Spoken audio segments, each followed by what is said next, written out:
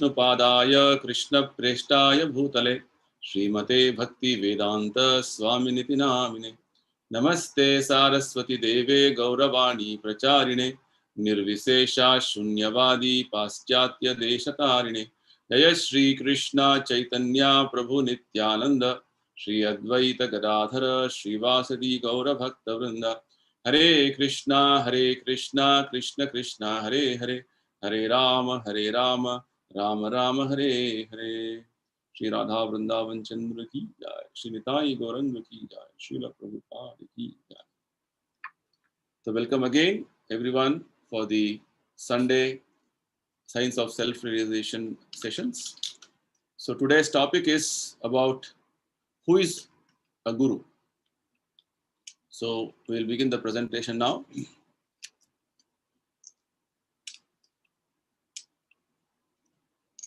This is from a book known as The Science of Self-Realization. Those of you who have joined just today, just to give information that these particular sessions which we are having on every Sunday, this is the 8th session which is happening. So this is the book known as The Science of Self-Realization, which is also available online freely. So you can refer this book, read this book. This is a compilation of various teachings of our founder, Srila Prabhupada. So in this book, there is a second section about choosing a spiritual master. That's the title. And in that first topic is, what is a guru? Right? So we'll dwell on this subject about what is a guru in today's session. Right? We may think Google is our guru. You ask everything, anything, Google will tell you. So what is the real understanding of who is a guru? And we'll try to understand in today's session.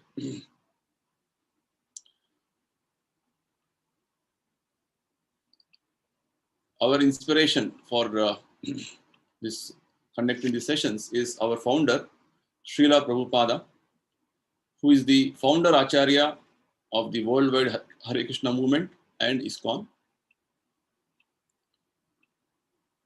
We'll begin with the very basics about what we know. And today's agenda we'll try to cover points. What we're going to cover is, first thing is we're going to understand about the current reality of all of us. I'm just giving you an overview of what we're going to cover. And we will try to understand whether guru is absolutely necessary in our life. And actually, what is our real situation or real position? And whether we continue taking birth repeatedly or we have to liberate ourselves. And as a guru, what is this guru's business all about? What is his activities? And who is actually a guru from the Vedic perspective?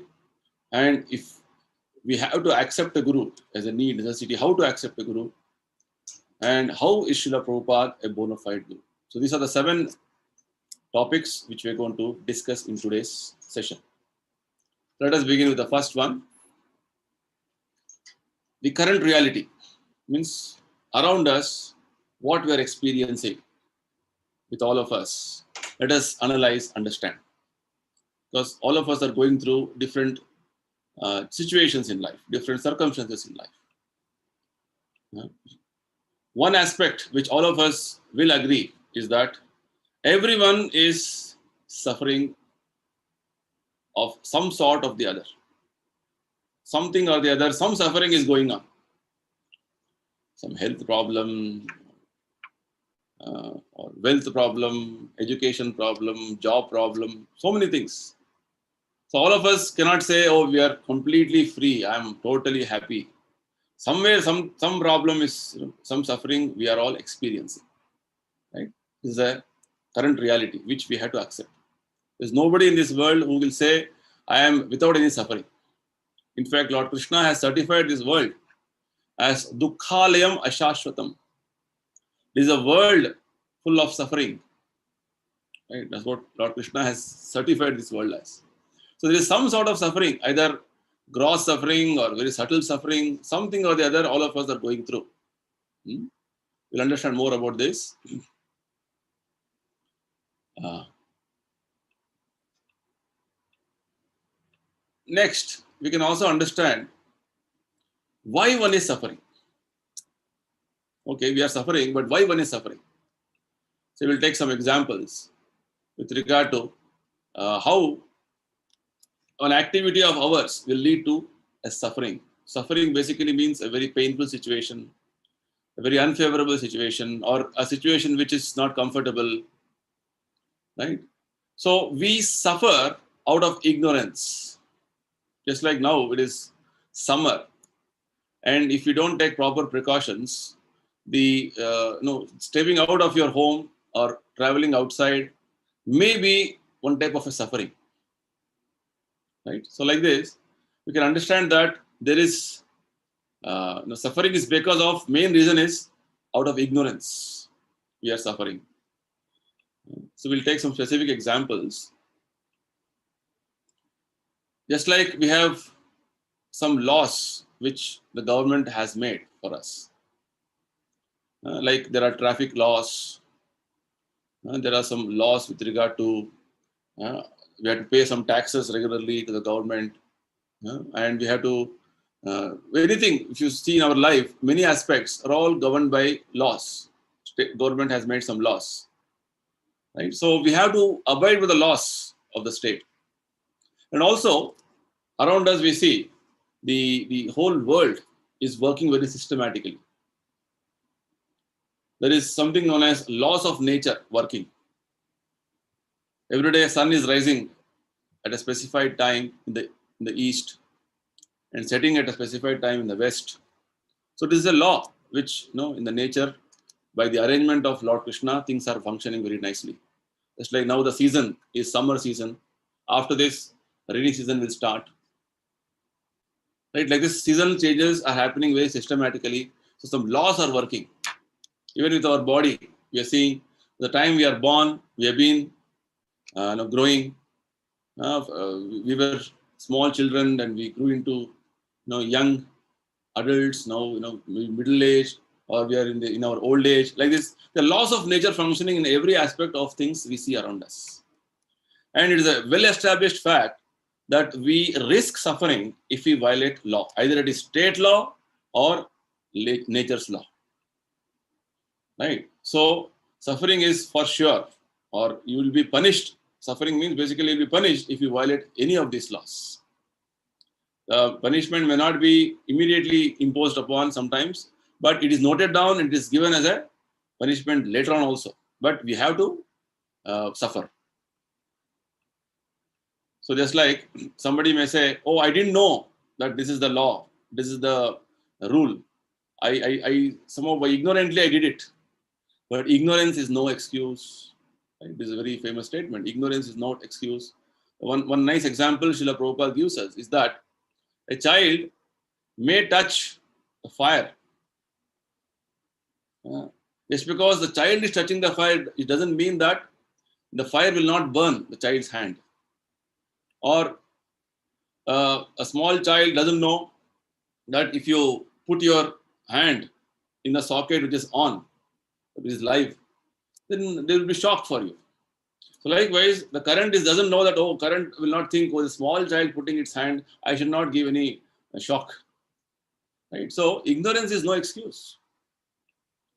So similarly, one more example given is that, I didn't know that I went in that area where there was a lot of infection, some viral infection was there, I got infected. And once you're infected with some virus or some contamination, you have to suffer from the disease. Right? You may not know that you have got infected or you have got to a place also. But ignorance is not an excuse. That's the point. So like this, we can come to the understanding that the suffering which we are going through, it is because of our ignorance of the laws themselves. There are so many laws working, subtle laws in the material world known as laws of nature. And we are also governed by many government laws which we have to abide by. So coming to the point of the different type of sufferings which material nature is putting on us or imposing on us. as we are all part of this whole cosmic situation, the sufferings which we go through are classified into three headings.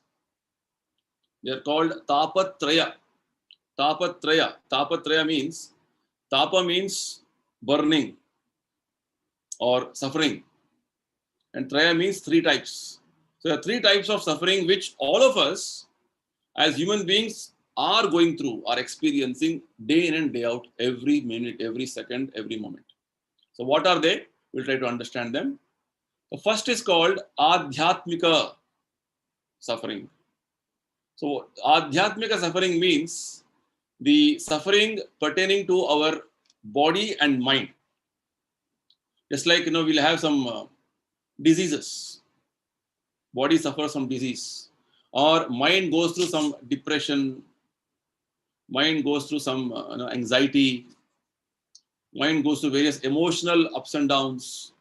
This every time it is happening to us, right? So like this, we are experiencing this adhyatmika. It's called adhyatmika klesha or adhyatmika suffering every now and then. Say your child has not come back from the school for some reason and no information why it is late. What happens? You feel anxiety. Oh, what happened? What happened? No phone call, no information. It is called adhyatmika klesha. Right? Likewise, we have next suffering known as adi bhautika. Adi bhautika means the suffering which is inflicted upon us from other living entities. Say, for instance, you are walking in the street and suddenly a dog will start chasing you. Whatever it is, if for some reason it is chasing you, it is adi bhautika. Or maybe one of your known people is trying to file a case against you for some litigation. Adi bhautika. So like this, these are also happening. Sufferings inflicted by other living entities is called adi bhautika. So adhyatmika is pertaining to our own body and mind. Adi bhautika is suffering from other living entities. Even a mosquito biting us is the adi bhautika klesha.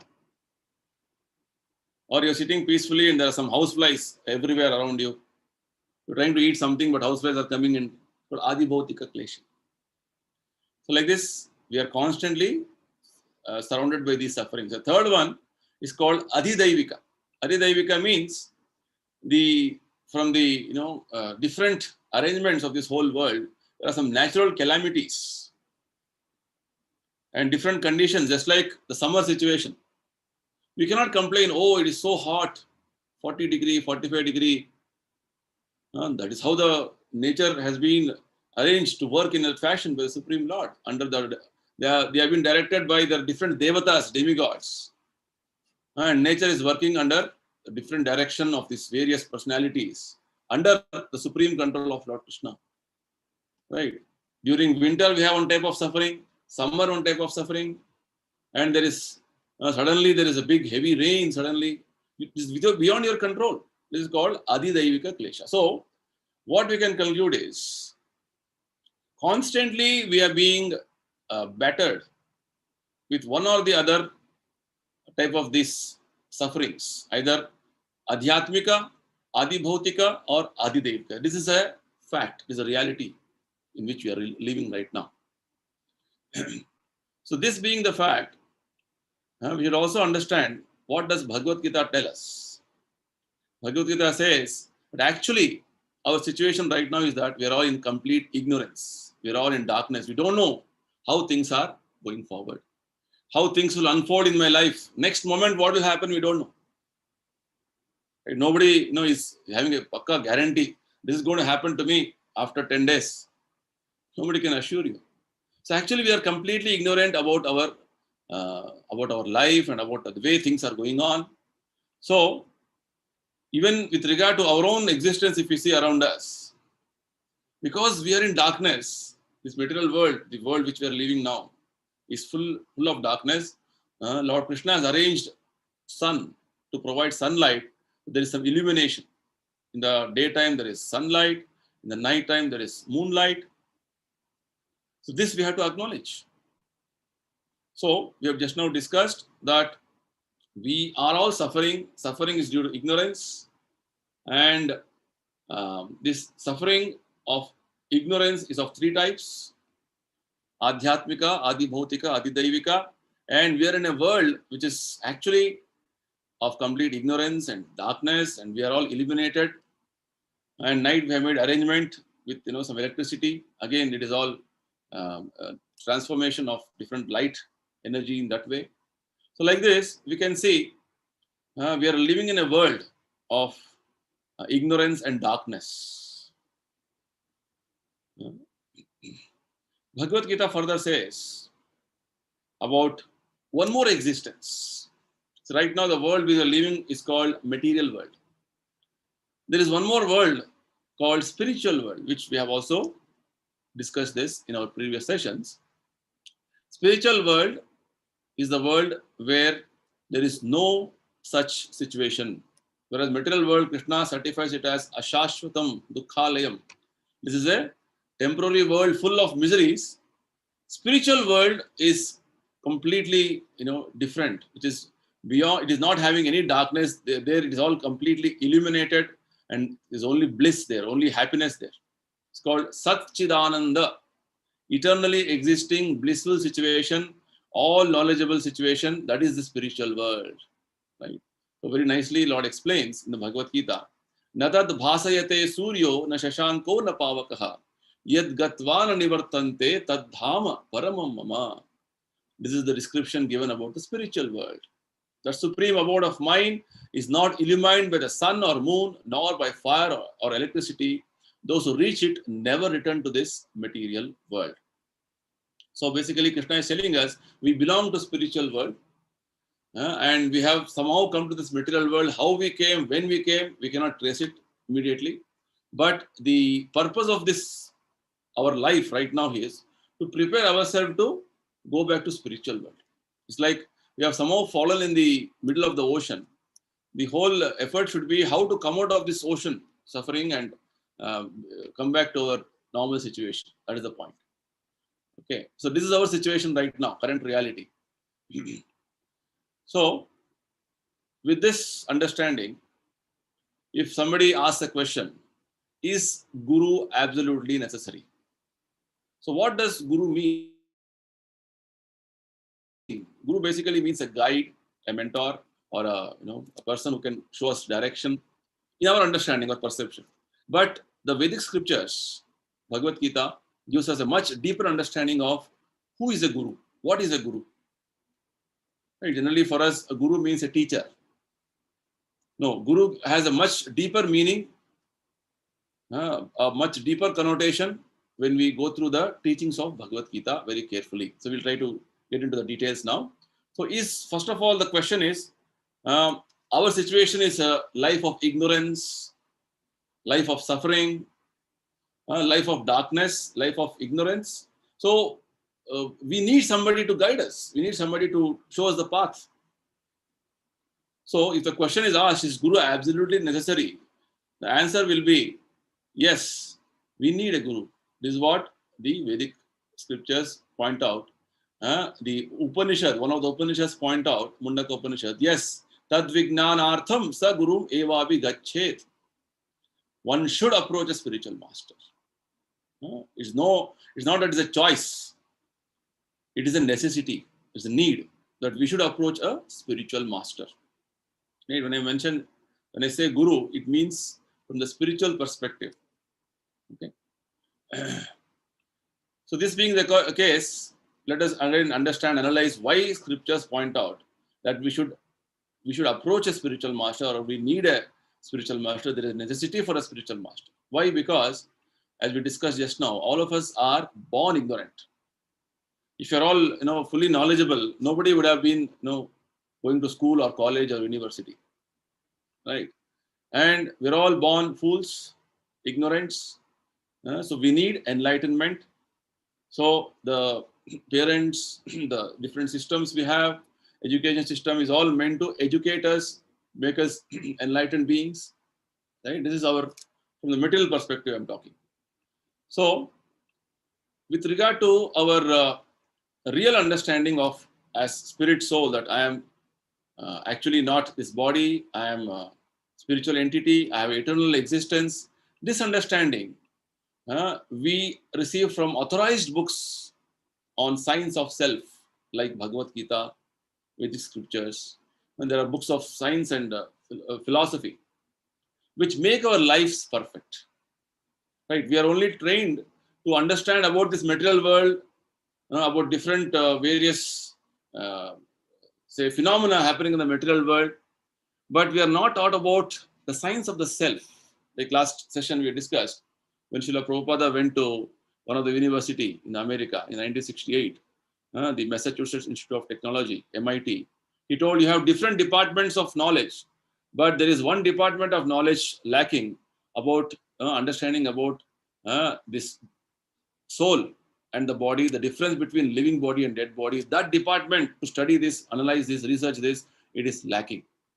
So this very important aspect of our life, this important understanding about ourself, this knowledge is available in the books of science of self, like Bhagavad Gita, and it's going to philosophically explain to us our real situation, reality of life.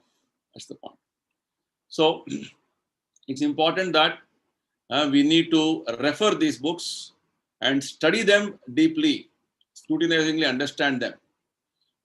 So it is suggested from in these books of wisdom that we need to understand these books of wisdom and apply them in our lives and perfect our lives. What is perfection? Perfection means that we stop this cycle of birth and death, samsara chakra. Now we have been taking repeated birth and we are dying again and again. We have to stop this cycle of samsara and return to spiritual world, which is our home, actual home. All of us are hankering for that spiritual existence, actually. So if we don't perfect our lives, don't refer to these various books of wisdom like Bhagavad Gita, our life is defeated. The purpose for which this life has been given, it is not fulfilled. And what happens? We'll continue our struggle for existence. Struggle for existence means, again, take one more body. What type of body? Depends on your activities this life. Again, go through a cycle of birth and death repeatedly for many lifetimes, millions of lifetimes. It's called struggle for existence. Because all of us would like to have an eternal life. That is our nature. But material world is making us to live in a situation which is temporary. It's like, if you are told, oh, now we are going to stay, or rather your job is for only 1 week. You got a job, very good job, but your job is only for a week. What will be your experience? What will be your emotion? You will say, only 1 week. Or rather, if you're told you'll be given a very nice bungalow, then you're told you can stay only for a month here. Then you'll not experience that happiness with that house. Oh, only 1 month? Like that, our situation here in this material world is, we are given a body with a specific number of years, say 50 years, 60 years, 70 years. Right? So after this, we have to change this body. And that change is a very painful situation. That is called suffering. That's why Lord Krishna in the Bhagavad Gita says, Janma mrityu jara vyadhi dukkha doshanu darshanam. One who understands from the philosophical perspective that taking birth, dying, suffering diseases, and becoming old or experiencing old age is a suffering, is a big pain. That is the real understanding, real knowledge. And we have to come out of this suffering. That is the whole purpose of this human form of life. Okay. So, if we don't perfect our lives, especially human form is meant to perfect our lives, then we'll continue our material existence. Then that is the whole purpose. So, our position actually is not that we have to be continuing to be in this material world. Our position is that of immortality. Mrutyoma amrutam gamaya. You have heard this statement, Vedic statement. We have to go from this world of mortality to immortality. Immortal means I don't die actually. We have understood this aspect. Lord Krishna says in Bhagavad Gita, na jayate na mriyate. For Atma there is no birth, there is no death. What we are experiencing as birth and death is for this body.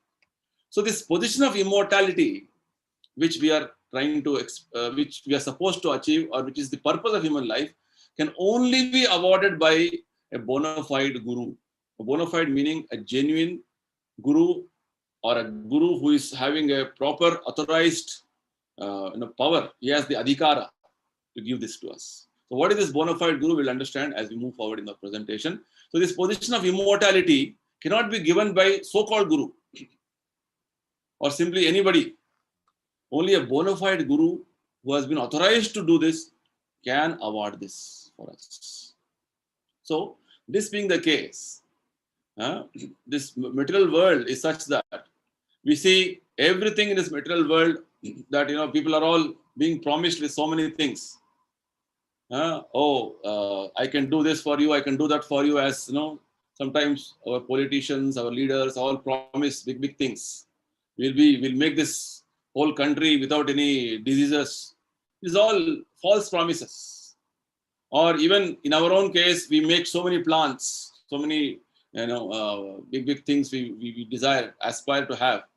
All that in the material world, whatever positions we want to take, all that is only simply a illusion or imagination. It's called a farce. Any position in the material world is a farce, because you may become or take any position in the material world, or say in our own experience on this planet Earth. Oh, most powerful country, I want to become the president of that country. But how long?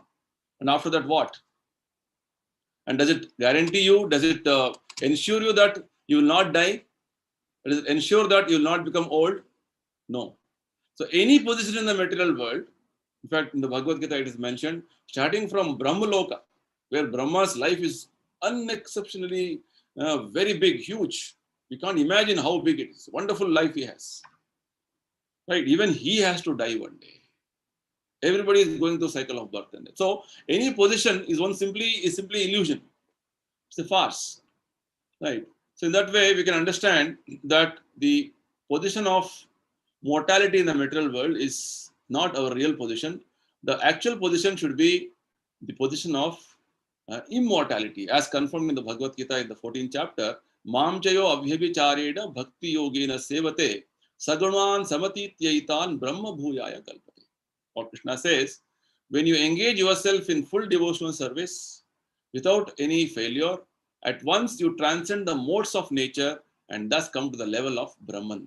Krishna is assuring in Bhagavad Gita that you have to come to the spiritual platform. Only then you will have the position of immortality. Otherwise, your position of mortality will continue. It is again false positions you will be taking. Sometimes as a devata, demigod, sometimes as an animal, sometimes as a human, sometimes this, that.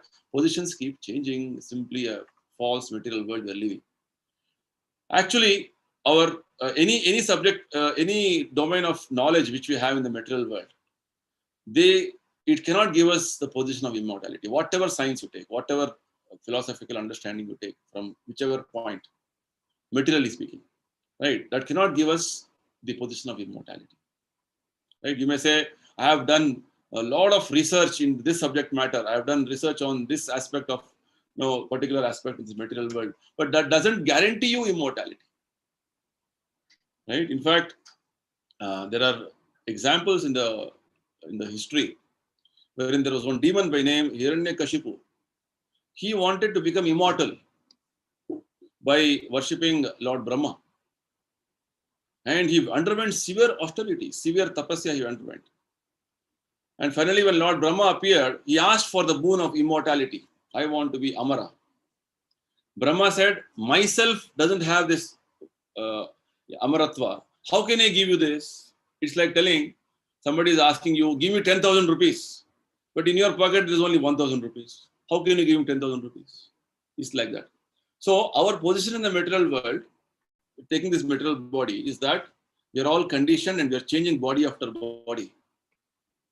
Right? Whereas the position of immortality is in the spiritual world. So this understanding of immortality, practice of immortality, and reaching the position of immortality is only possible through the understanding of Vedic knowledge, Vedic scriptures. The Vedic scriptures has this understanding of immortality, how to practice it, and that knowledge is imparted to us by the Guru. bona fide guru. That is the position of a guru. Okay. So, this position of immortality means what? Just to give a glimpse of understanding. Where there is no more birth, no more death, no more old age, no more disease. This is what everybody is aspiring for, the material world. All of us want to have this situation, position of immortality. But we are forced to die, we are forced to become old, we are forced to get disease, forced to again take birth. This is a situation which is against our desire and wish. So, this position of immortality can only be attained by going through the Vedic understanding, following them strictly, as instructed by the bona fide guru. That is the point. So, guru takes the responsibility of delivering the disciple to the position of immortality, which is known as going back to spiritual world, going back home, back to Godhead. This is a great responsibility which the spiritual master or guru takes. Anybody who claims to be a guru should be taking this responsibility and should be authorized to do this. Simply anybody cannot say, oh, I am a guru, Guruji, or he is a Maharajji. But Guruji, Maharajji should have this power to deliver you. So how do we know that the guru has this power of deliverance?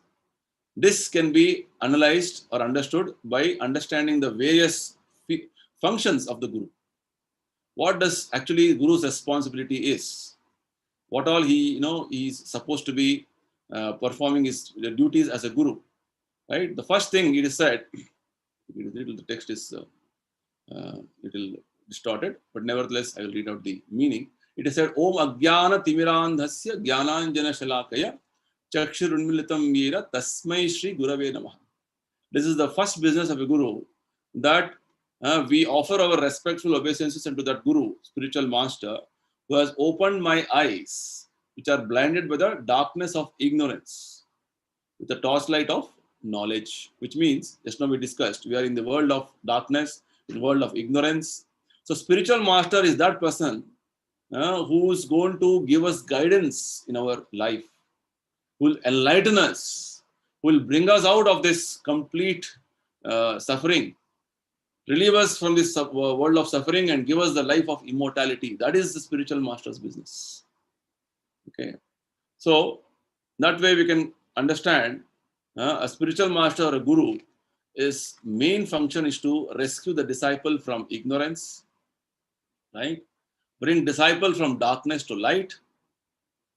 And he also wants that all the people in the world, they are relieved from the sufferings. They are all completely free from the sufferings, because we are all suffering, one sense. The main suffering is what? Repeated cycle of birth and death, and three more sufferings we discussed. Adhyatmika, Adi Bhautika, Adi Daivika Kleshas, sufferings we are going through. So guru, main business is to see that the disciple is enlightened fully with spiritual understanding. And completely fill the disciple's life with so much light that he is completely following a path of proper enlightened path, and mainly relieve him from the suffering of this material world. That is the point. Okay, so now we'll come to the point of understanding. Then, who is actually a guru?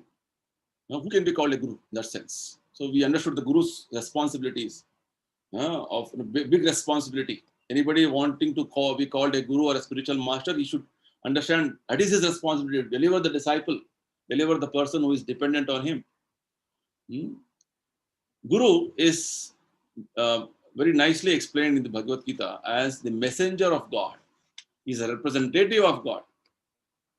Why? Because whatever knowledge Lord Krishna and his incarnation, Vyasadeva, taught us 5,000 years ago, the same knowledge, the same message is taught by the Guru to all of us. There is no distortion, there is no addition, no subtraction, as it is. What Krishna spoke, what his disciple Vyasadeva, his incarnation spoke, same message Guru gives. That is a Guru. Simply somebody will concoct something, imagine something, manufacture something, and give his own understanding. He is not called a Guru. When you say he's a Guru, you should ask him, what are you referring? or what is your reference? We are speaking, where is the reference of it? Because our main basis is Vedic scriptures, books of knowledge. So Guru will speak what is there in the scriptures. It's called Shastra. Guru will not speak any word which is not in the scriptures. So what Guru speaks is present in scriptures, and what scriptures speak, everything Guru knows. And there are disciples of the Guru, or there are teachers, previous teachers, they are called sadhus. So the sadhu, Guru and Shastra, they're all in line. They are not contradicting themselves. They all speak the same language. Right? So anybody who is saying that I am a Guru, first of all, you should have the qualification adhikara. You should have that responsibility that he will deliver his disciple. It's a big responsibility. And secondly, the Guru will speak or impart the knowledge what is given by Lord Krishna directly. There is no adulteration, no addition, no subtraction made in this knowledge. It's a very important point we have to understand. Right? The same message as taught by Lord Krishna is imparted by the Guru. So, in fact, one of the understanding we get in Bhagavad Gita about Krishna's position is, his position is that there is nobody equal to him, nobody superior to him. So Guru will simply repeat this point. Krishna says in Bhagavad Gita, everything rests on me as pearls are strung on a thread. Right? So likewise, this knowledge is simply repeated by the Guru or the saints or the sadhus. They don't add anything. They don't subtract something. They don't manufacture, concoct something. No. Whatever the Supreme Guru has said, the same message, same knowledge, the Guru repeats. And of course, to the modern situation, to the people whom the Guru is speaking, he will present in a very appealing manner the same message. That is the point. So, we have to understand that a bona fide Guru, he doesn't speak anything different from his previous predecessors. Whatever other acharyas have spoken, previous sant or the saintly people have spoken, same thing he repeats. It's like, when you say the science textbook, whether you study in America or India or Europe, anywhere, the science is same. So the spiritual science knowledge, the knowledge imparted by the genuine or bona fide Guru is not different. It is the same understanding, whatever is being spoken by ages coming down, the knowledge is coming down. It is presented in an appealing manner to the present public, that's all. But the message, the principle, the spirit is the same. That is the point. So this aspect we have to understand it very clearly, because the bona fide Guru means he is representing Supreme God, he is messenger of God. He is just repeating the knowledge, whatever is spoken by the Supreme Lord. In that way, it is mentioned in the scriptures that genuine Guru has only one opinion. Because whatever the previous other Gurus have spoken, starting from Lord Krishna gave knowledge to Lord Brahma. Brahma instructed Narada. Narada instructed Vyasa. Like this, the knowledge which is being spoken is all the same knowledge. Right? Same understanding given repeatedly. Why? Because so that we living entities who are in different situations can take this knowledge and get delivered. That is the reason. Right? So we can understand that the scriptures also say that real Guru cannot be two. Right? The Guru may be this person or that person, but the message is the same. Right? The personality may be different. What Srila Prabhupada is speaking, same thing. Other acharyas have spoken previously. The Goswamis of Vrindavan have spoken. Prabhupada's Guru Maharaj, his Guru Maharaj has spoken the same thing. So the Guru may be this person or that person, the message is the same. Very nice example is given. Guru's business is like a postman. A postman, what he does, he takes the letters. Earlier we had a system, at least now I think it has become obsolete. Postman used to take the letter from one person and then simply has to deliver the same letter to the recipient. He's deliver without any, he's not supposed to open the letter, make some changes, make some correction. No. The letter, what is being given, the postman simply delivers it. He doesn't edit or correct or add anything in the letter. So Guru's business is that he simply delivers a message of Lord Krishna as it is for our deliverance, for our upliftment. Right? So like this, we can see Guru is not an ordinary person. He is a representative of God, is a messenger of God who is delivering the understanding of God in a very, very transparent manner. There is nothing that is added, subtracted, because nowadays we see many so-called gurus who have their own philosophy. Actually, they take up different things from different aspects, so different books, and they manufacture their own philosophy and present something. That is wrong. That is not correct. Because if you are a guru, really you are a guru, then you are supposed to present things as it is. Don't adulterate. Don't mix. In fact, Bhagavad Gita says, when you adulterate the knowledge, real knowledge Krishna is giving, then you are a demon. You become demoniac. Right? So like this. Now we will come to the point of how to accept a guru. Right? Now that we know that Guru is essential in our life, and Guru means he is the one who is going to deliver us from this material world. He is going to enlighten us, and Guru is not an ordinary person. He is authorized. He's got a adhikara from Supreme Lord. He is coming in that succession, in parampara it is called, who has got the adhikara to deliver the disciple, and he is presenting the Vedic knowledge as it is. And how do we accept the Guru? What is the procedure recommended in the Bhagavad Gita? Very nicely, description is given. A real Guru is that person, as we understood, he is the representative of Krishna, he is messenger of God, and he is the representative of his Guru. Means like Prabhupada had his Guru, he is representing him because the knowledge is coming in a transparent manner. There is no block anywhere. Right? That is the point. So real Guru, the way it is mentioned is that Yasya prasadat bhagavat prasado yasya prasadam nagati gutopi. Because Guru is the representative of Krishna. If you please the Guru, if you act in a way that Guru's instructions you follow, you get the mercy of Guru.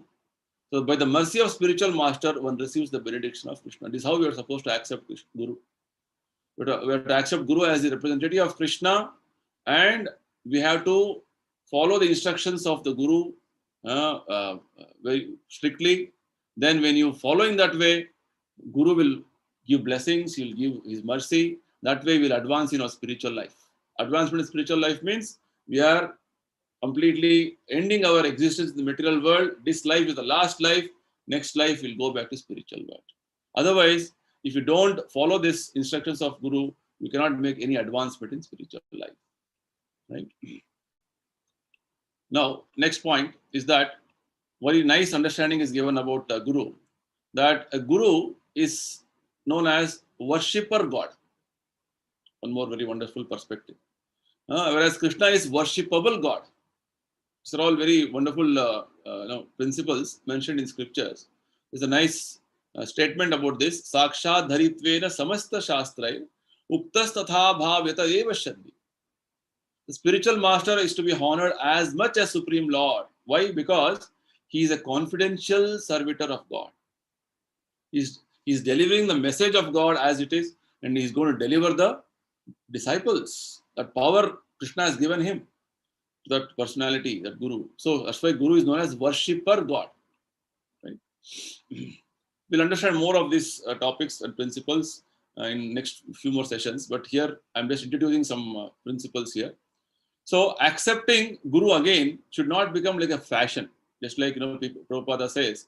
So just like you have a dog, or I have a Guru. That is not the point. Accepting Guru is a serious business. It's not a fashion or fanaticism. Oh, I also have a Guru. No. Guru acceptance means you have to follow what Guru is telling us. And that Guru is not simple any person.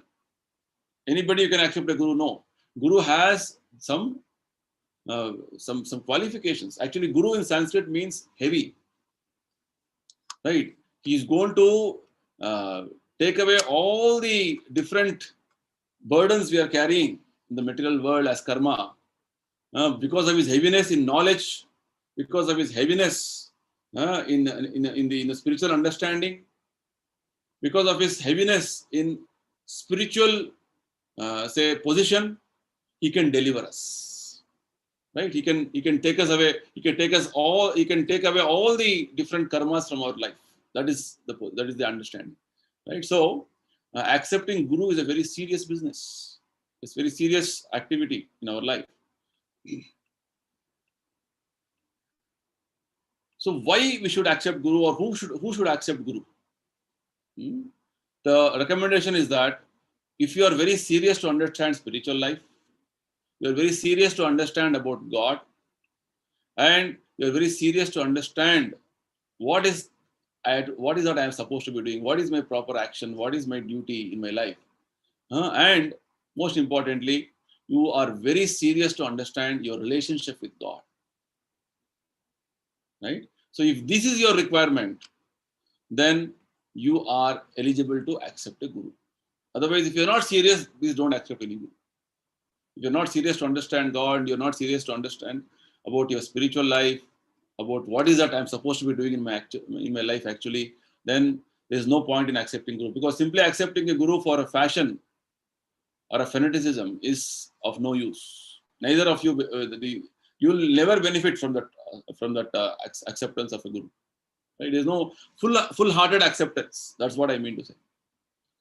So in that way, we can see Bhagavad Gita very clearly says directions how to accept a Guru. Sorry for this distorted words. It is actually, Krishna says, Tad vidhi pranipatena pariprashnena sevaya upadekshanti te jnanam jnaninas tattva darshina. Just try to learn the truth by approaching a spiritual master, inquire from him submissively and render service unto him. Krishna says, you approach a spiritual master in a very humble mood, right? And surrender. And in a very submissive attitude, inquire or find out what is the answer for so many philosophical questions I have. The self-realized soul can impart knowledge unto you because he has seen the truth. Because he is a confidential servant of Lord Krishna, he has seen the truth, he can give you this knowledge perfectly. That is the point. So, in this way, we can see that from the disciple or the aspiring person who wants to accept a Guru, the important element which is required in his behavior in his attitude is he must surrender. Right? He must surrender. Surrender means whatever Guru is telling, I will follow. That is called surrender. Not that I surrender, I want a Guru, but I will not follow Guru. I will not follow what he is telling. That is simply a cheating. So surrender is essential for a disciple when he accepts a bona fide Guru. Complete surrender is required. Otherwise, simply accepting anybody as a Guru and simply to make a show, I also have a Guru, is not serving the purpose. That's the point. And one more aspect is that if you simply go to a Guru and challenge just to test whether this person knows all the subject matter nicely, then that is also not proper attitude. When you accept Guru, we should accept Guru in totality, in full surrender. And we should know that Guru knows all the understanding because he is blessed. He is a representative of Krishna. Right? So we should be carefully selecting the Guru. That's what it means. Not that everybody we can accept a Guru. That is one more thing. So what we get lesson from Arjuna in the Bhagavad Gita is that very clearly Arjuna says, this is in actually second chapter, Karpanya dosho bhagata svabhava prichhami tvam dharma samooda cheta yat shreya sya nishitam bruhitan me shishyasteham shadimam tvam prapannam. This is actually in the very beginning of Bhagavad Gita. Arjuna became very, very confused about what to do because he came in the battlefield to fight, but when he saw different grades of relatives, different types of own family members standing before him, he was bewildered. He was so much confused. He says, I have lost my composure. Karpanya dosho apata svabhava. I have lost my composure because of miserly weakness, Arjuna had telling. So he was so bewildered, he was not able to understand what to do, whether to fight or not to fight. In such a situation, Arjuna, what he did, he surrendered to Krishna and told Lord Krishna, please accept me as your disciple. Shishyasteham shadimam tvam prapannam. So very nicely in this context, Srila Prabhupada explains, we approach Guru when we are in a perplexed situation of life. All of our lives are actually perplexing, means confusing and bewildering. We don't know what to do, how to move forward, especially with regard to our spiritual way of life, how to go forward. All of us don't have any proper direction. So it's very essential that we accept Lord Krishna or Lord Krishna's representative the way Arjuna is showing the example, because Arjuna was confused about his duty. So we have our material duties, we have our spiritual duties, and we are confused what to do, what not to do. If we're in this confusion, our life will go like this. Again, we have to go through cycle of birth and death. So it is very important that we accept a guide, especially a spiritual master, Krishna's representative, for giving us proper direction, how to move forward in our life, journey of our life. This is a lesson we get from Arjuna. So we're almost coming towards the end of the presentation. So we have understood that bona fide Guru is a necessity in our life. And bona fide Guru is not an ordinary person. He is a representative of Krishna. And we need to take shelter of such a bona fide Guru for our own spiritual welfare. So with all this understanding, we have, we can understand very clearly, we can see very clearly how Srila Prabhupada, who is the founder Acharya of ISKCON, is a bona fide Guru. Right? So we have to judge a particular thing with its symptoms. Not that anybody is telling I am a Guru, please accept me. First, you have to go through all these various parameters, which we discussed just now. Can that Guru deliver me from this cycle of birth and death? Can that the Guru take me out of ignorance? Is this Guru a representative of Krishna? Is this Guru having complete knowledge of all the Vedic scriptures? All this has to be judged. So Srila Prabhupada is a bona fide Guru. How it is, we can understand in this following description. A spiritual master who is coming down in the disciplic succession. So let me explain what is disciplic succession. Krishna in the Bhagavad Gita mentions, Evam parampara praptam imam rajashyo vidu. A Guru is called a bona fide Guru or a bona fide spiritual master when he is having a link or connection starting from Krishna. So like this, Lord Krishna has 4 successions. One coming from Brahma as a disciple. One more is having Lord Shiva as a disciple, that is called Rudra Sampradaya. Srila Prabhupada comes in a succession known as Brahma Sampradaya. Right? There is one more succession from the sons of Brahma known as Kumara Sampradaya. There is one more succession coming from Mother Lakshmi. It's called Sri Sampradaya. You would have heard of Sri Ramanujacharya. He is the Acharya in the Sri Sampradaya. So like this, we have 4 authorized successions or paramparas. Anybody claiming to be a Guru should be belonging to one of these sampradayas. If he is a self-proclaimed Guru or a self-made Guru, we don't accept him as a Guru. We should ask important question, which parampara you belong to. The spiritual master, a bona fide spiritual master is actually coming down in disciplic succession. So Srila Prabhupada is a bona fide Guru. Why? Because he's coming in the parampara starting from Lord Krishna himself, who instructed to Brahma. And this way, the whole succession, we have a complete understanding. We have a complete list of acharyas, where Srila Prabhupada is the current acharya. Right? Next. And also, the word Prabhupada basically means, you should understand what Prabhupada means. Prabhupada is a title which very lovingly all his disciples address him. Prabhupada means the Lord. Prabhu means Lord, and Pada means one who has taken the position. So Prabhupada basically means one who has taken the position of the Lord, as we were discussing, worshipper God.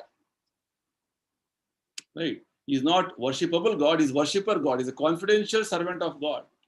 He is going to deliver the disciples who will take his shelter. That is the point. Okay. So with this, we come to the conclusion. We thank you for being part of this session so far. So we'll open the platform for any discussions, any comments, any further elaboration on any aspects of the discussion which we had about Guru. Yes. Hare Krishna.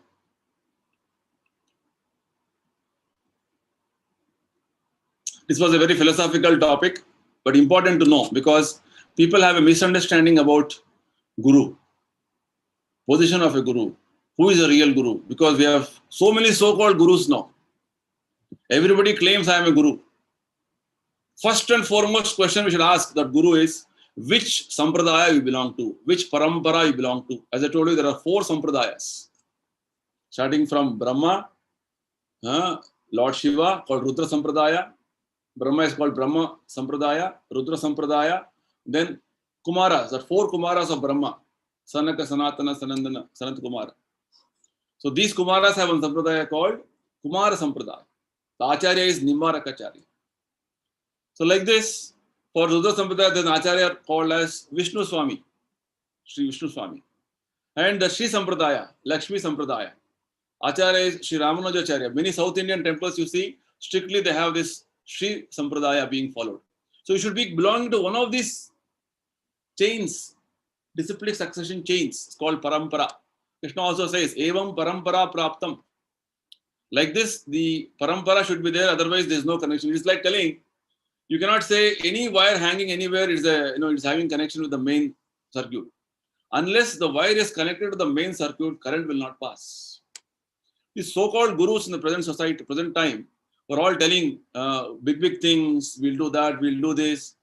They only try to intellectually present some things and stimulate some aspects of some thinking and some aspects, and actually they cannot deliver you.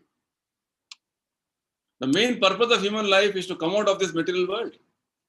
Just temporary relief of some sufferings in this material world is not the actual relief. You do some pranayama, you do some yoga, you do this meditation, you do some puja, your problems will be solved. That is not the purpose of life. Our purpose of life is to completely relieve ourselves from all the sufferings. For that, we need to approach a real, genuine, bona fide spiritual master who can deliver us from this material world, from the cycle of birth and death. That is the point. So I'll open another platform for any questions, any discussions.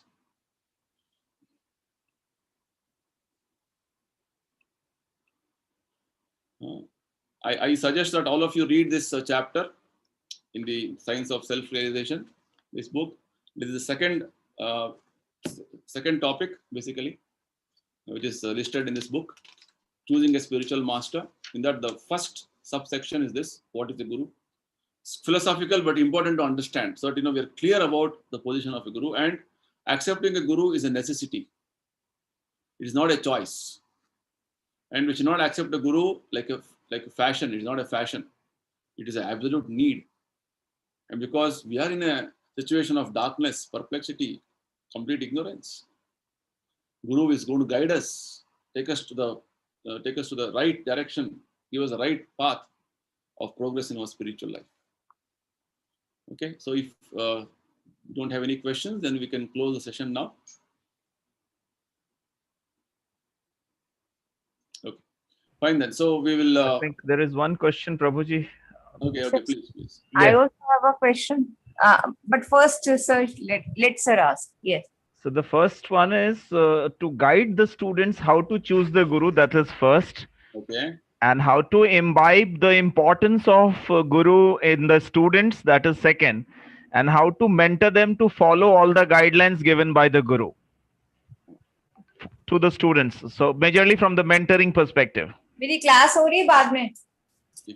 So basically, we are discussing a topic wherein we are distinguishing with the normal teachers, which are who impart the education for the students in the schools, universities.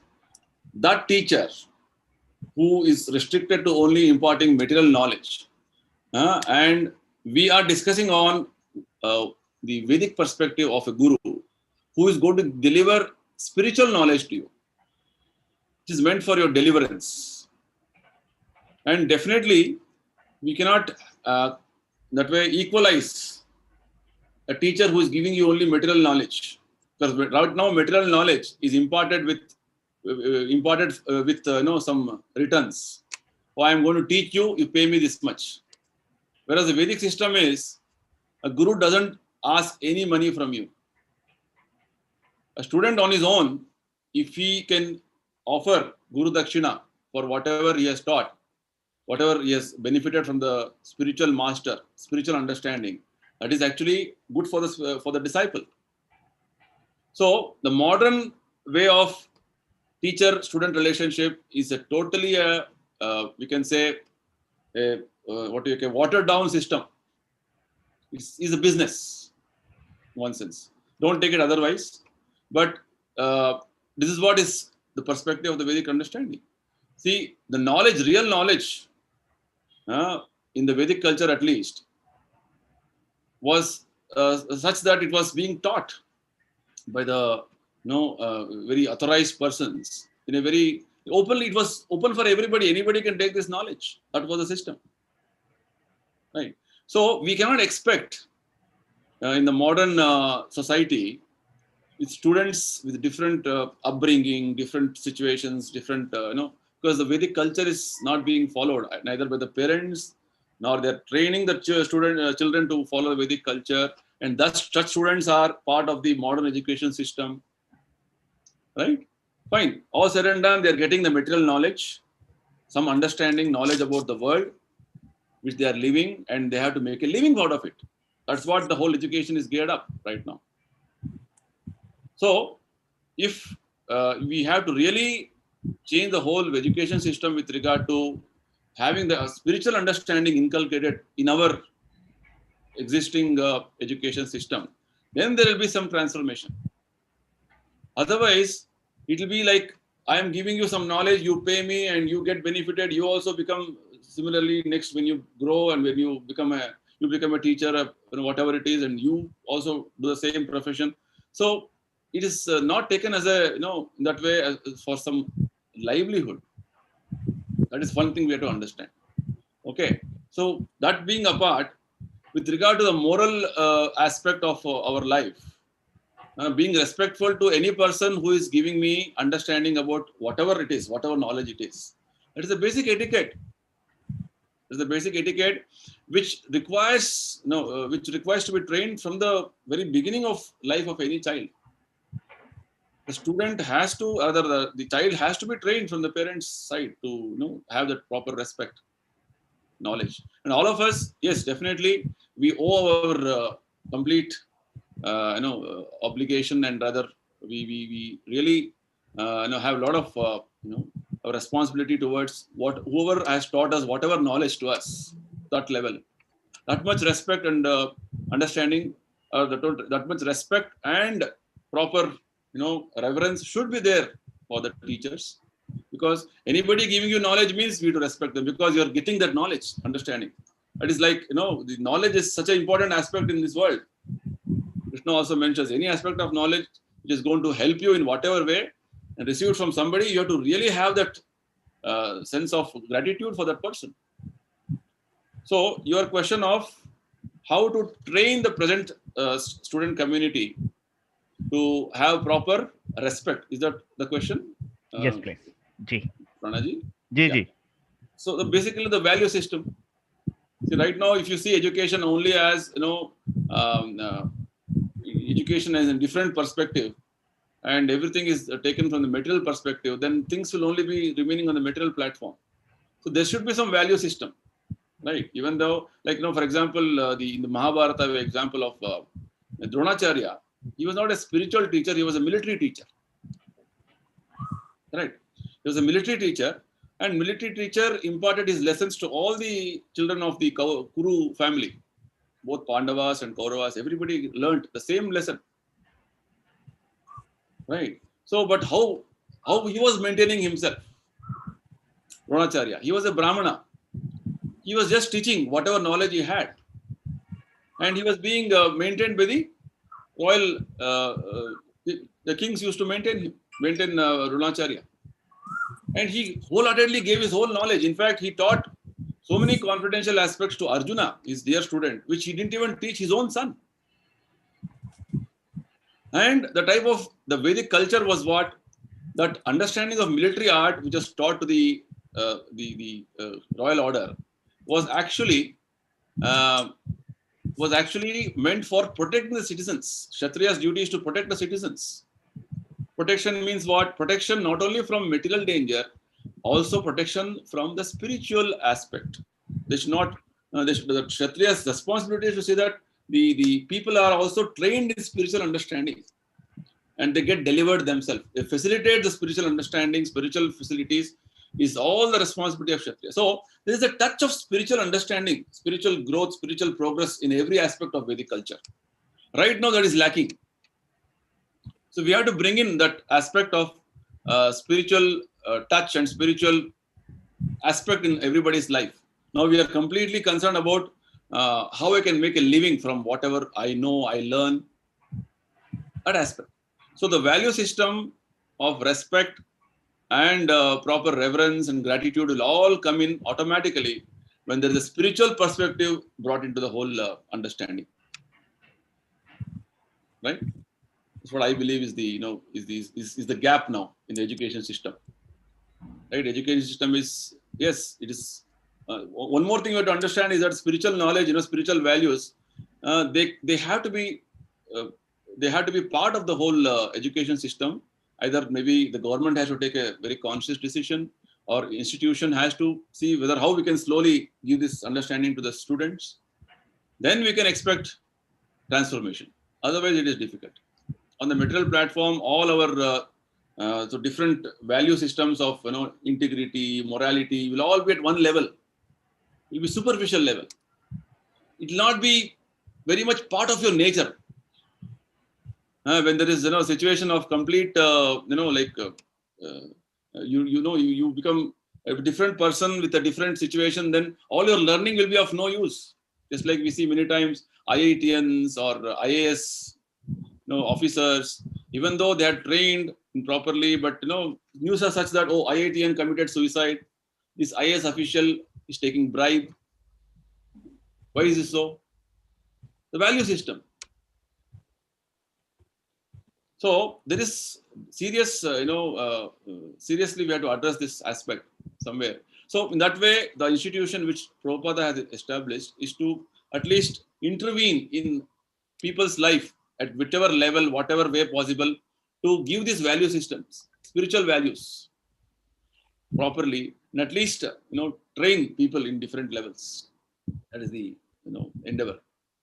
Thank you, Prabhuji. Thanks a lot. Hare Krishna. Hare Krishna. Yeah, I think one more question we Yes, have. sir. This is Namaskar, sir, and good morning and Namaskar to all my fellow participants as well. And I should say Radhe Radhe. Hare Krishna. And firstly, as I am also an ardent follower of Krishna, so I belonging to the city of Varanasi. I feel, sir, that I have seen so many spiritual gurus around me. My family also follows some of them, and each family member has their own set of guru or people around them. Yeah. I am a bit confused about this, whom to follow. Like, not able to actually decide or find out the right person. The question is how to identify among a sea of so many different forms of guru or so many texts and these things, which one to do and how to do that collectively for my own, because my level of education do not allows me to follow a person blindly. Yes. Doing something illogical. Exactly. I don't follow Nirmal Baba or Art of Living. I don't follow anything, honestly speaking. I'm a firm believer that God is a supreme power. He is going to give me signs and symbols and I like through gestures or through vibrations, I get my way and I follow my directions. But sometimes I feel directionless. I don't want to turn to any man or woman for that.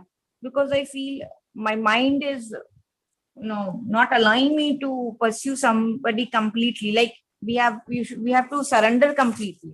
I'm not saying that I don't surrender to anyone completely, but somewhere down the line, logic takes place. There's a collision between logic and faith, and this is one thing. And second thing, how to identify whom to follow completely, because obviously no human being is perfect. What is my assumption as an academician? So these are two things which I have almost kept me thinking, and I think this is the right platform to seek my answer. So nice. Yes. So you have nicely, you have articulated the whole question wonderfully. Thank you for that. Thank you, sir. The whole session was to, give you this clarity only. In fact, I hope you have attended the session from the beginning. Yeah? No, I did attend it. I have attended, and whatever you were telling, like. Okay.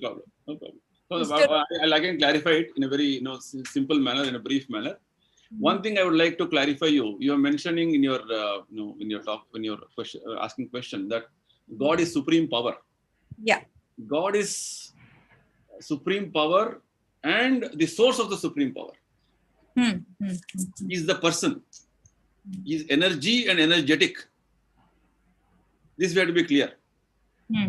Okay, so this is exactly what, see, when Bhagavad Gita, Lord Krishna is speaking, not that some power is speaking. We don't have any experience of any impersonal power speaking. We only know person speaking. I hope you agree with this point. Yes, sir. So this basically, when we say, when we settle down with God as some power, then we are minimizing his position. God is not simply power; he is the source of the power. He is energetic also, and his energy and energetic positions are like interchangeable for God. He can manifest as energy, as all-pervading energy everywhere, and also his person in his own abode, and he is also present in your heart as Paramatma, as a person. This understanding is very clear in our teachings of Vedic knowledge, and this is an accepted fact by all the learned sages and the gurus. Okay, this one point I want to clarify. And secondly, you also mentioned about with your academic understanding and academic whatever your education and training, there is some incompatibility with regard to logic and faith. Yeah. Yes. Right? Yes. So let me tell you, whatever we feel it is logical may not be fact. Do you agree? But if it is proven fact, then what can we do about it? A proven fact with so many limitations, with so many other imperfections. It comes with expectations or exceptions. So, whatever logically we are trying to establish as a proven fact with our limitations may not be a actual fact, actual truth. Right? It is a very obvious statement, obvious aspect, because our logic has limitations because we are limited, right? So we said that we as human beings have many imperfections. We have our imperfect senses because our every sense has limitation with regard to its perception, understanding of things, perceiving the world around us. And we are in a situation of illusion wherein we mistake something else to be something else always. It's like the biggest illusion we are living in is that we're accepting this body as the everything, which is actually a wrong understanding. If a person thinks, I am the car who's driving the car, I am this car, it is wrong. He is the person driving the car, he is a driver in the car. He is not the car himself. This is the illusion we are going through, right? And we also have a tendency to commit mistakes. No human being can say in this world, oh, I have never committed any mistake in my whole life. Right? And the one more shortcoming we have, weakness, is that we have something known as cheating propensity. Cheating propensity means we just want to settle down with things, and then we don't want to go further into more depth of things, and then just compromise. That is one thing. And also, we would like to always, in our dealings, this is a nature tendency of every one of us in the material world. Okay. So the point is, with these imperfections, we cannot claim that our logic, our research, our science, our etc., whatever we have, we have been promoting or understanding is perfect. Okay. So we have got the knowledge of Bhagavad Gita, which is beyond these imperfections and weaknesses, because it is coming out from a perfect person, Supreme Lord Krishna, who is without these imperfections. And all Vedic knowledge, what is presented, which is actually the knowledge given by Lord Krishna himself, his incarnation as Vyasadeva, is without these imperfections. And many times, our logic, our perception may not match with what is mentioned in the scriptures. I'll narrate a short story to illustrate this point, because you brought the point of logic and faith. There was once one Brahmana, very learned in all the Vedas. So he was so learned that he used to recite verses like anything. So one day it so happened that Narada Muni was passing that way, and this Brahmana happened to see Narada and said, "Oh Narada, I think you're going to Vaikuntha, because Narada is a spaceman, eternal spaceman. He can travel anywhere. So please, offer my respects to Lord Narayana and ask him, when is my liberation?" Okay. So this Narada Muni, okay, fine, good. I'll ask Lord Narayana that this learned Brahmana is asking, when is your liberation? Then as Narada Muni was passing by, he also happened to meet one cobbler, Muchi, they say, cobbler under a big banyan tree. He was just doing his job. And he also saw Narada, he also offered his respects, and he also saw the same thing. He asked, please let me know when is my liberation. Ask Lord Narayana. So Narada Muni took both the requests, and he's come to Vaikuntha, where Narayana is residing. And he asked these questions. The Brahmana is asking the same question. This Muchi, this cobbler, is asking the same question.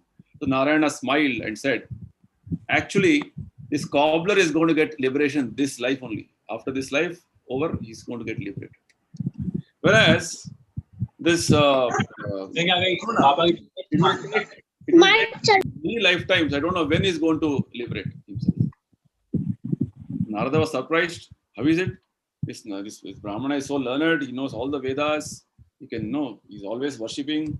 How he is not able to get liberation, and this cobbler, simple person, he is able to get liberation. For this, Narayana said to Narada, both of these people will ask you one question. What was my Lord Narayana doing in Vaikuntha? You give them a simple answer, that my Lord Narayana was threading an elephant through the eye of a needle. Narada understood, and he just came down, and he first met the Brahmana, and he started telling how I met Lord Narayana. And he asked, what happened? What is my Lord doing in Vaikuntha? Oh, Narayana was threading a big elephant through the eye of a needle. Needle eye is so small, sometimes so difficult to even put a thread into that. So this Brahmana started telling, how is it possible? Not at all possible. Such a big elephant into the eye of a needle, impossible. What are you talking? Then Narada understood this person doesn't have faith. Then the same, Narada came here to the Muchi cobbler, and the same question answer he told. Lord Narayana is threading the elephant to the eye of a needle to the cobbler. Cobbler was so happy. Oh, my Lord is doing this, so wonderful.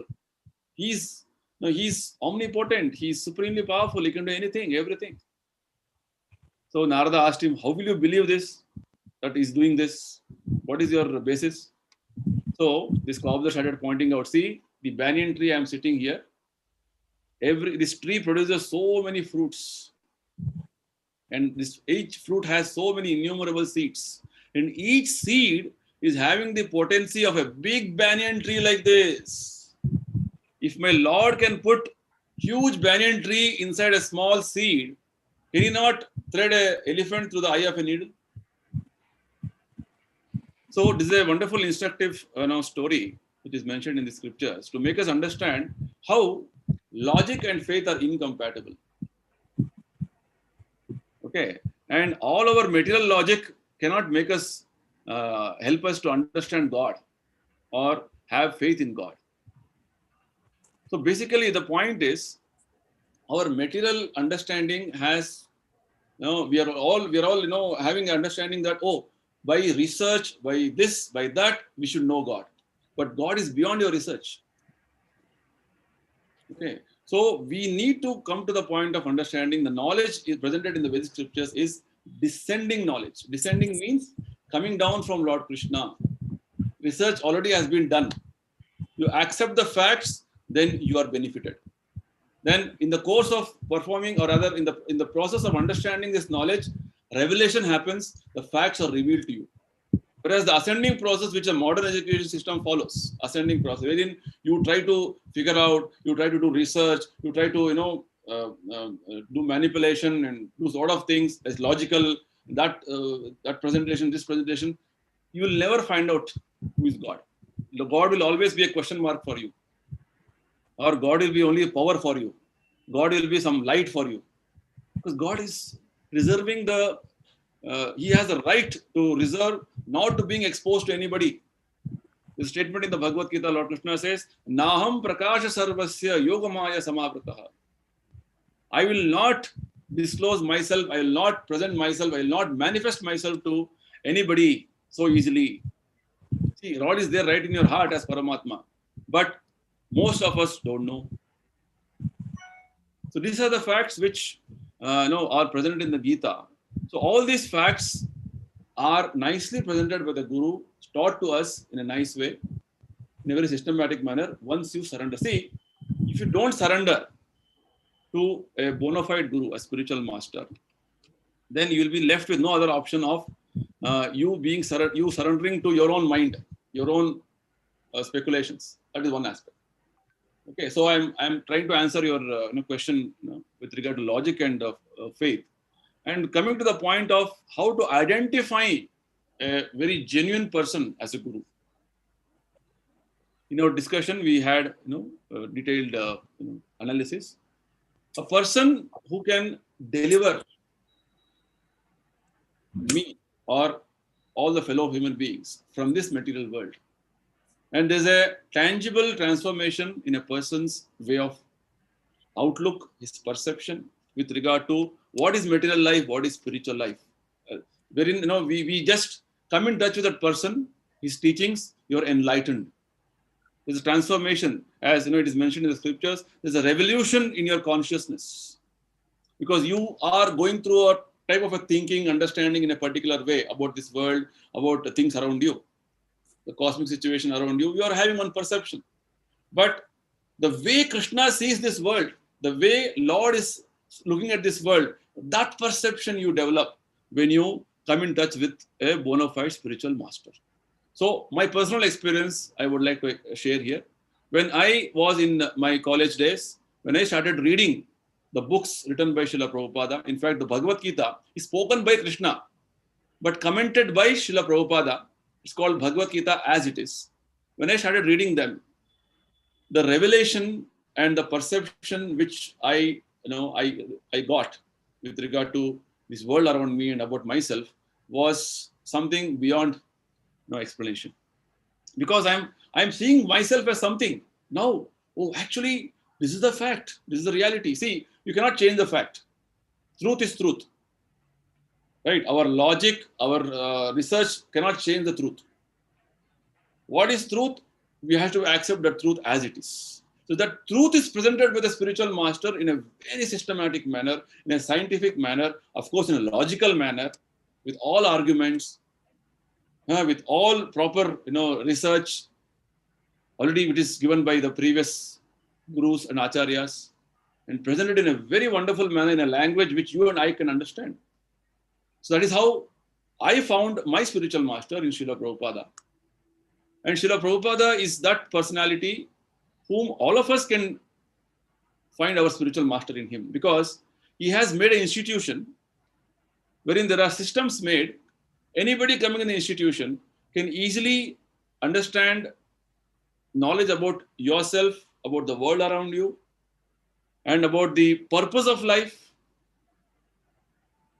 right? So in that way, we can judge. I don't say that immediately accept Prabhupada. You start reading Prabhupada's books, and in fact, the whole presentation I have given you is from his teachings only. It is so logical, it's so scientific, it's so philosophical. So the point is, you judge yourself, you compare, because when you want to purchase something in the market, what you do? The same product, you take, maybe you go to 2-3 shops and find out the rate, right? And you judge yourself. Okay, same item, it is costing less here. I'll take better from here. So you judge Srila Prabhupada's teachings, his his instructions, and for one thing which Veda says, "Falena parichiyate." Judge a particular thing by its result. Srila Prabhupada, through his instructions, he has transformed those people, Westerners, who didn't have any Vedic culture, trace of Vedic culture, into devotees of Krishna. They're able to, they're all chanting Hare Krishna every day. They are much more serious than we Indians. Thousands of them. This is a big, proof. Right? So like this, you judge. I'm not telling you accept immediately Prabhupada. I'm telling you, you judge Srila Prabhupada as one guru. You take any other guru. Compare. What is this guru telling about what is the purpose of my life? Whether he can deliver me? What are his teachings? What is the demonstration? What is the disciples? What are they doing? What is Prabhupada telling? What is he teaching? You judge apple to apple.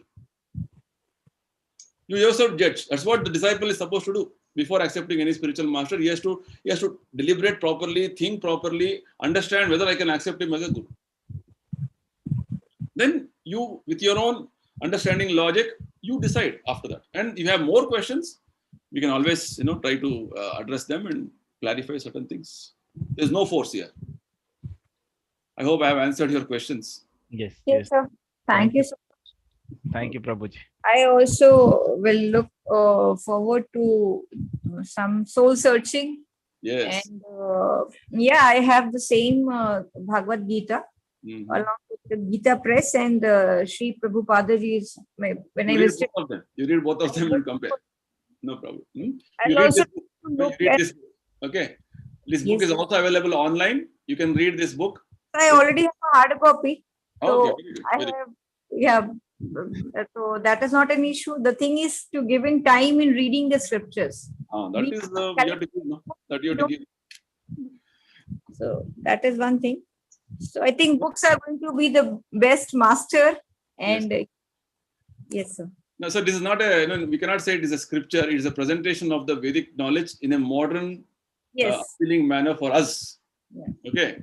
So it is in one sense, it is not a very philosophically made scripture. It is a collection of some talks and presentations which is given to people like us.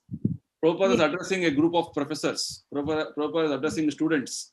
Prabhupada is speaking to some doctor. Such collection of teachings are there in this. Right? In that way, it is a very light-hearted and a very nice, very nicely appealing manner it is presented in this book. So you just start reading this book slowly, right? And let us, take it forward from that Sure, side. sir. I will. Thank you so much. Thank you. Thank you so much, sir. Thank you. Thank you. Yes. One more last question. I think Mr. Raj has lifted his hand. Yeah, Prabhuji, you just mentioned about the 3 kind of sufferings, right? Yes. So things that you expect from nature, you cannot change. So at least you are prepared. Yes. The greatest problem is that when you expect some kind of suffering coming from another colleague or some other person, living being like you, okay, that cannot be deflected. Yeah. Can you tell me in the practical world how that can be handled? Spiritual world, I mean, you have given solutions probably. In the practical world, very practical question you're asking. So basically, see, some things we can also predict. Okay, this person may, because of his nature, he may do some harm to me in this way, right? Because of so many aspects which has happened as an interaction. So nevertheless, what you can do as a duty, you do. Say, for example, for that matter, say in your say campus, university campus, one more your associate or your colleague is somehow having some nature of envy with you, and he's trying to harm you psychologically by by spreading some wrong things about you. So what you can do best is, as a duty, you can escalate the matter to your next authority and indicate that, see, like this, I can expect this from this person because he has example of this doing it previously. So please help me so that I can continue with my services without any problem. Right, that is one way. Okay, escalate, and you have done your duty and leave it there.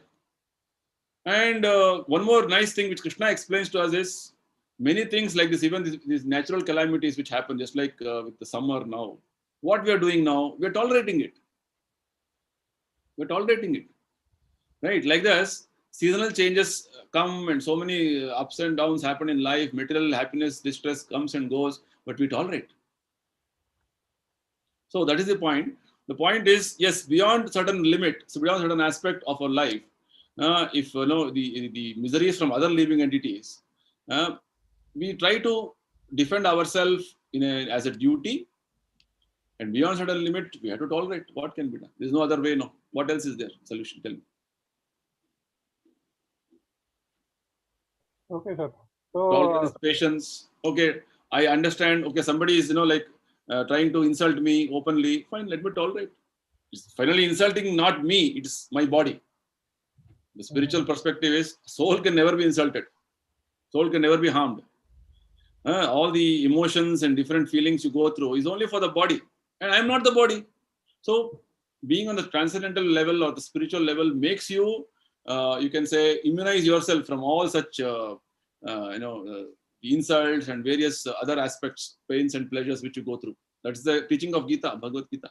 How you can transcend yourself. Because personally insults, because maybe somebody is insulting me because of, not that he's insulting on his own, my previous action, something has, is resulting this to me. That is the understanding which devotee has, a person who is practicing spiritual life has. Nothing happens without sanction of Lord. Like this, the philosophical approach is there. Then the level of intensity of emotional experience may be reduced, or it can be seen from a very knowledgeable aspect. Then that also will make you, somewhat pacified within you. Okay, I think I have answered to some level. Yeah, Prabhupada ji, Hare Krishna. I am Devendra Arora. Yeah, please. Just adding the answer of professor who asked. See, in the every season, even the Ramayana Kala, Mahabharata Kala, the Shakuni and mantra is always available. And we have to face them. This is the big challenge. If you want to be a big, so these people are everywhere. So don't worry, my dear friend. Just take a name of the Lord Krishna. Yes. They will show you ways. Hare Krishna, Prabhuji. Thank you so much. Thank you so much. So I think we've taken a lot of time today. Thank you everybody for very nicely participating. We'll meet again next week. Hare Krishna. Thank you. Truly, we all are blessed. Thank you, Dr.